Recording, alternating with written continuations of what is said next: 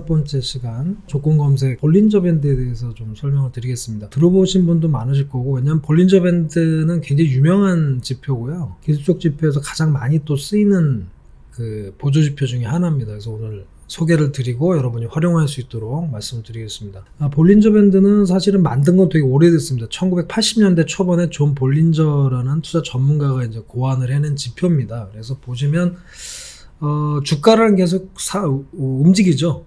상승하고 하락하고 하는데 그 주가의 변동이 표준 정규분포 함수를 따른다라고 가정을 한 거예요. 그래서 주가를 따라서 위아래로 폭이 같이 움직인다라는 밴드를 만들었어요. 그래서 그것을 기준으로 이제 투자에 판단하고자 이제 만든 지표가 볼린저 밴드가 되겠습니다. 그래서 이따가 HTS에서 이제 보여드리겠습니다만 세 가지 선으로 구성이 되어 있습니다. 그래서 주식 가격이 움직일 때 이제 중간에 이동평균선이 있어요. 이건 20일 이동평균선을 주로 씁니다. 그리고 이동평균선 위쪽에 상단 밴드가 있고 밑에 하단 밴드, 이렇게 세 가지 선으로 구성이 되어 있습니다. 그래서 결국은 이제 통계학적으로 좀 접근을 한 거예요. 그래서 이동평균선을 중심으로 해서 상하한 변동폭을 표준 편차로 계산을 한 겁니다. 예, 그게 바로 이제 볼린저 밴드가 되겠어요. 세부적으로 말씀을 드리면 중심선은 이제 20일 이동평균선이 되고요. 그 다음에 위쪽에 있는 게 상한선인데 이동평균선의 표준편차 곱하기 2를 해서 나온 게 상한선, 표준편차 곱하기 2를 뺀 게 하한선입니다. 근데 보통 주가가 90% 이상 이 볼린저 밴드 내에서 수렴과 발산을 반복하면서 움직이게 됩니다. 굉장히 유용한 지표이기 때문에 일단 만들어 보는 거를 설명을 드리겠습니다. 지난번에 만든 보조지표 스토캐스틱 지표가 아래에 있죠. 이게 보조지표가 차트 아래쪽에 있는 게 있고요, 차트에 같이 표시되는 게 있어요. 근데 볼린저 밴드는 차트에 같이 표시가 됩니다. 한번 만들어 볼게요. 자, 차트에서 오른쪽 마우스를 클릭하셔가지고요, 지표 추가를 누르십니다. 여기 보면은 영어로 볼린저 밴드라고 써 있어요. 네, 여기 있죠. 영어로 볼린저 밴드 이렇게 써 있습니다. 이걸 더블 클릭하시면 이렇게 지표가 표시가 되는데 좀 헷갈리시죠? 지금 이동평균선하고 같이 선이 막 엮여있기 때문에 헷갈리는데 조금 두껍게 표시를 해보겠습니다. 역시 오른쪽 마우스를 지표에 클릭을 하시고 설정을 들어가시면 여기 이제 라인 설정하는 게 나와요. 여기 보면은 볼린저 밴드 중심선도 조금 선을 두껍게 해보겠습니다. 2포인트. 상한선도 좀 두껍게 2포인트 해보고요. 하한선도 2포인트 좀 두껍게 하면 표시하기가 쉬우니까요. 자, 이렇게 하면 이제 선이 표시가 됐는데, 화면에서 빨간색으로 보이는 21 이평선하고 겹치기 때문에 이건 좀 두껍게 보이고요. 이렇게 되어 있습니다. 그래서 상단에 빨간 선 있죠. 여기 보시는 빨간 선. 이 빨간 선이 볼린저 밴드 상단 밴드입니다. 그리고 파란색으로 보이는 요게 볼린저 밴드 하단 밴드고요. 가운데 빨간색으로 21 이평선하고 같은 요 선이 중심선. 이렇게 세 가지 선으로 구성이 되어 있습니다. 그래서 뭐 의외로 맞죠? 보시면은 이 원풍이라는 주식의 기업의 주가인데요. 보시면 이 빨간색 상단을 터치하면 또 내려오고요.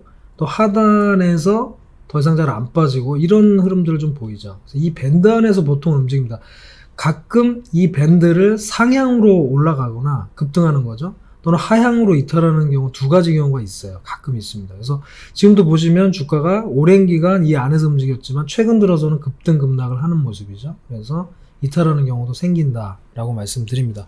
그래서 볼린저 밴드를 표시하는 방법까지 설명을 드렸고요. 이제는 저 조건 검색식 강의니까요. 조건 검색을 어떻게 활용하는지 설명을 드리도록 하겠습니다. 볼린저 밴드를 설명드렸고 이제 차트에서 보여드렸는데 이걸 어떻게 활용하느냐에 대해서 설명을 좀 드리겠습니다. 세 가지 기법이 있어요. 사실은 여러 가지 기법이 있습니다. 이 볼린저 밴드를 활용해서 하는 게 세 가지가 있는데 여러분이 한번 경험을 해보시고 거기에 맞는 걸로 선택을 하시면 될 것 같아요. 첫 번째 투자 기법은 뭐냐면 이 볼린저 밴드가 아까 보셨듯이 위로 좁은 수축을 하거나 그러니까 구간이 굉장히 좁아지거나 또는 확장하는, 커지는, 밴드가 커지는 경우가 있어요. 이 변동성을 활용하는 것인데 밴드가 축소와 확장을 반복하기 때문에 밴드 자체 폭이 축소됐을 때, 축소되면서 상단 밴드를 돌파할 때 주식을 사고요. 반대로 하단 밴드를 이탈한다. 하향 이탈하면 매도하는, 이게 이제 첫 번째 투자 기법이 되겠습니다. 이따가 좀 보여드릴게요. 그리고 두 번째 기법은 뭐냐면 이건 추세 추종 기법인데 보통은 상단 밴드를 접근할 때 다른 지표들도 강세를 나타내면 이제 매수라는 겁니다. 보통은 밴단에 움직이면 아까 설명드렸지 상단에 갔다 다시 밀리고 하단에 갔다 다시 올라가고 이렇게 되는데, 이거는 추세를 추종하는 거기 때문에 상단 밴드에 근접했을 때 오히려 매수를 하고 하단 밴드에 근접했을 때 오히려 매도를 하는 이런 기법이 두 번째 기법이고요. 마지막 기법은 뭐냐면 주가가 상단 밴드를 계속 여러 번 검들이다가 약세를 보이는 것 같으면 매도하는, 아까 말씀드린 대로 이 볼린저 밴드 안에서 움직인다는 가정하에 상단에 부딪히면 매도를, 하단에 부딪히면 매수를 하는 전략이 마지막 기법이 되겠습니다. 자, 사실은 내용은 간단한 부분이고요. 역시 차트와 또 조건 검색식을 활용해서 말씀을 드리도록 하겠습니다. 자, 차트에서 보시면 지금 아까 이제 볼린저 밴드는 그려드렸고요. 아까 설명드린 대로 이제는 조건 검색을 어떻게 결정하느냐인데, 일단은 상단 밴드를 돌파하는 부분을 먼저 한번 해보겠습니다. 지난번에도 설명드렸듯이 조건식에서 기술적 분석에 들어가셔야 되겠죠. 이제 요거는 좀 아실 거예요. 따라 해보셨으면. 볼린저 밴드는 이 지표 중에 채널 지표에 포함이 채널이니까요. 채널 지표에 포함이 되어 있고요. 볼린저 밴드라고 하는 부분을 다시 클릭을 하시면 여기에 여러 가지 접근 방법이 써 있습니다. 그래서 돌파하는 부분을 한번 볼게요. 기준선을 돌파하는 부분, 아까 설명드린 대로 볼린저 밴드를 상향 돌파하는, 지금 원품 같은 경우에 보시면 이날 급등한 날이 되겠죠. 상단 밴드를 돌파할 때 따라서 매수를 하는 겁니다. 이런 기법이 충분히 가능하고요. 요걸로 한번 해볼게요. 그래서 볼린저 밴드 상한선 상향 돌파라고 이렇게 써 있죠. 요걸 추가하시면 됩니다. 추가를 해서 이런 종목들이 과거에 원품과 같은 종목이 있었는지 한번 검색을 해보겠습니다. 검색을 누르시면 생각보다 굉장히 많습니다. 지난번 설명드린 대로 이걸 다 볼 수가 없기 때문에 여러분들이 요거를 필터를 좀 하셔야 돼요. 그래서 나는 뭐 이걸 2,000원에서 한 5만원 이하짜리만 보고 싶다, 이렇게 여러분이 여러 가지로 설정을 하시면 됩니다. 그 다음에 거래량도 한번 봤었죠. 그래서 거래량이 뭐 한 10만 주 정도 이상인 것만 보겠다, 이렇게 한번 해보겠습니다. 자, 검색을 하면 아까 굉장히 많았었는데 이제 85개로 확 줄었죠.